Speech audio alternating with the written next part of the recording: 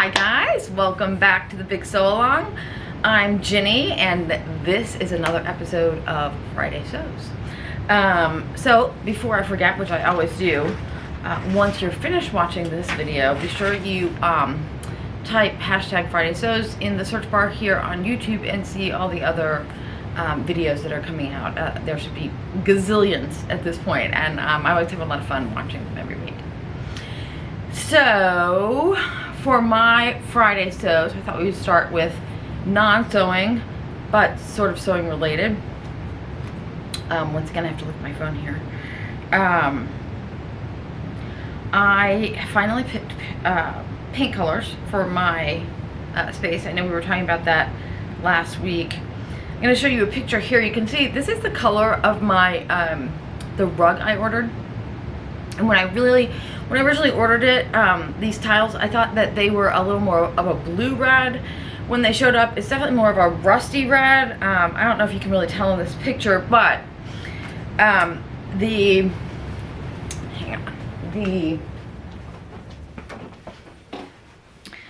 super bright pink color like this that I could find in the paint, I just didn't really like with that red, so I ended up going with something a little bit softer, but it's still definitely a pink. And the white is like a white with like a slight pink undertone, nothing more than an undertone. Then a couple of people, let's see if I can remember where they were. Oh, Charlotte and my friend Susan also both commented that because I do sew a lot of things in pink, it might not be the best to paint my entire room this color because it would be hard to see for like contrast purposes and stuff. So at the moment, I think I'm going to paint this back wall here, this one right behind me. It goes all the way down the room. That one is going to be my pink wall. I've messed up my camera. There we go. And then I have a wall down here and a wall behind my racks here. And then a little wall, which is right behind the camera. On either side of that little wall, I have entryways into the laundry room, so it's just a little wall. But I think I'm going to paint those three walls the white color, or off-white color. Yeah, I'm glad that both of those ladies said something to me about that, because I, of course, would have gone just like completely 100% overboard and painted the entire room floor and everything pink, but that would have been kind of ridiculous. Anyways, that is my non-sewing info for the week. And for those of you who are getting tired of hearing about my move and my sewing room remake, I will be getting back to some tutorials. Not next week, because next week is a holiday week. I'm going to be taking the week off of doing videos because that's when I'm going to be painting my room. But after that, when I come back, it will be 2 weeks from now. I'm hoping to get back with a couple of good tutorials for you guys. Okay, enough about that. What else was I going to say? So, this week, I came... Oh, first, I actually did some sewing. I'm wearing today my Japanese top that I showed you guys last week. I'll put a picture of me in it up here. I am also wearing my Fremantle pants. And I really hated these pants for about 2 days. And then I put them on this morning and I was like, I love these pants. This happens to me literally every single time I make a pair of pants or anything. This is the Fremantle pants from Elbe Textiles. I'll put a link to them down below. I made these in a cotton like chambray, like a mid-weight chambray that I got from Haberman Fabrics. I think that my size in this was an F, but I can't really remember. I went with whatever size was closest to my measurements. I did no alterations to it. I did make the shortest version, which is the crop version, and I'm 5'3", so there's still a little bit long on me in terms of the way I like my pants to fit. For my next pair, I think the only alteration I will make is I'll shorten them about an inch, maybe 1.5 inches. The only other thing is, I think in these pants, I would like them better if they were not in a stiff fabric. The fabric I have is a little bit, it's not really stiff, it's a little crispy. I think I would like them better if they were a little drapier, so linen or something like that. And as usual, I just cannot get comfortable in this chair. I think I need a new chair down here. Anyways, okay. So that was it. I actually got some sewing done. I'm really happy. My Japanese top, I do really like.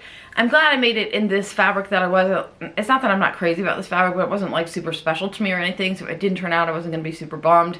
I do have some other fabric that I'd really like to make this out of, and now that I know I like the top, I will definitely do that. Yeah, and I think, looking at my fabric stash right now, you guys, I think I have 2 different linens that are both in the pink range. Shocking, I know. That I'm going to pick one of those for these to make another pair of Fremantle pants. And, oh my god, I almost forgot. Hang on, I'll get it for you. Do you guys remember this cotton mousseline that I got from Emma One Sock a while back, like early in the spring? I believe this is a Dutch fabric company. And I said I was going to make another Guignard Lily's dress. I think I got it right that time. Out of this fabric. So the other day I was super excited because I had like time and space, and I was like, oh my god, I can actually cut something out. So I jumped right in. I was making this Lily's dress a sleeveless version. So I gave my fabric a quick press, I laid it out, I cut out the top, and then I cut out all 6 of the upper petals. And when I went to cut out the 6 lower petals, I realized I didn't really have enough fabric. Such a huge bummer. So I figured it out, but I didn't even think about, I was so excited to actually get to this dress. I didn't even think about checking. I just thought, oh, I have 3 yards of this, that's more than enough. Well, as it turns out, I only had 2.5 yards. And that was not more than enough. It is going to be enough. This is one of the lower panels. It looks like this. So the one that goes in the center back is going to have a seam in it. That is the only way I could get the very last panel out. But I obviously haven't got to sewing this. I think that I just cut that out yesterday or the day before. Anyways, so I am still really excited to sew this. I'm just so bummed that I didn't check beforehand to make sure that I had enough fabric. I mean, that is such an amateur mistake, you guys. But I can't say I don't do it pretty frequently. Okay, that is it for my actual sewing this week. But you know what? The other thing I wanted to talk about was, since, speaking of the Lily's dress in Guignard, I'm just going to pretend that I'm saying it right, because I think I am. She has a couple of new patterns over in her Etsy shop. I'm going to pop pictures up here as we go so you guys can see them, if I can find them. The Guignard patterns are, oh yeah, this one is called the Rayon du Soleil, which is a pant pattern with like a gathered leg, a gathered inseam. It's similar to another one that she did, but this one has much more gathering. And I can't remember, the other one that I made, I can't remember if it had gathering on the inseam or the outseam now. But anyways, these look really super cool. And in addition to that, she has a separate pattern for a bib, for just the bib part, so that you can turn these into overalls. And this is what the pants look like with in the overall version. I think they're super cute. If you're into overalls, I think that would be a really fun pattern to try. I do love her pants. She makes really interesting pants. I've never had a problem with the fit or anything like that. I really like them. I think I've made 3 different pairs of her pants. And speaking of overalls, Opal Annie has a more or less new pattern called the Mackenzie overall, which I'll show you right here. She also has something called the Jensen tiered dress, and the Tallulah high-low top or dress. The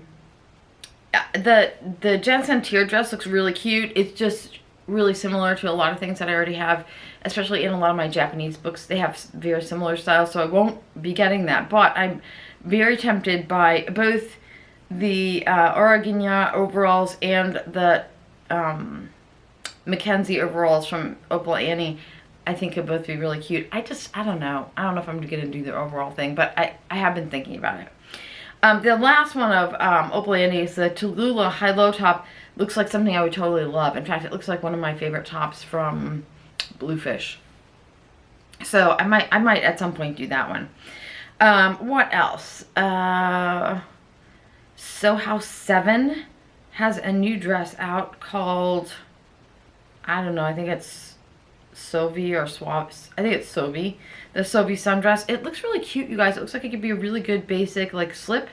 Or there's also a version with an elastic around the waist if you like more of a defined waistline.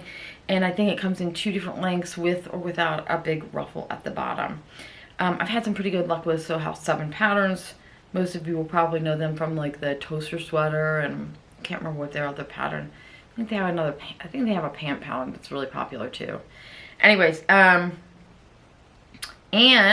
one of my all-time favorite pattern companies, Merchant and Mills, also has a new pattern. It's a little sleeveless wrap dress, and this one is called the Etta dress. It looks really, really cute.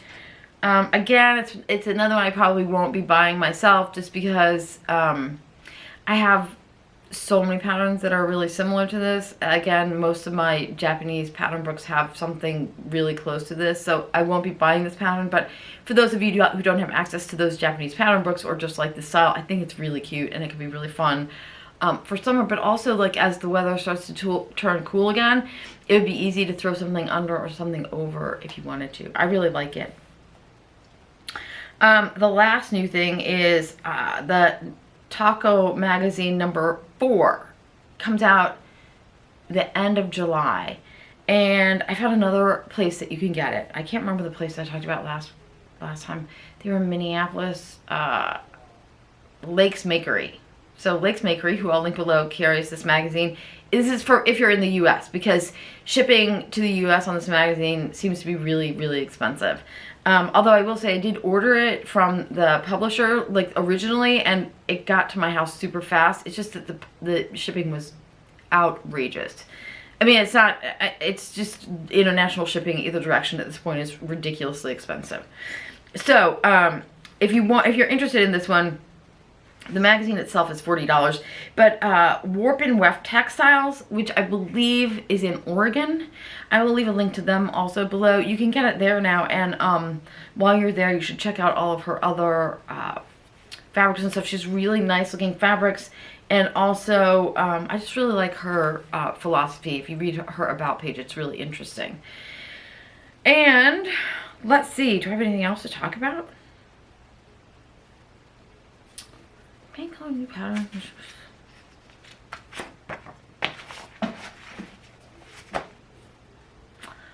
Right, I do. So like I said, next week is a holiday here in the US. July 4th I think is Sunday, but I think the official holiday day is Monday.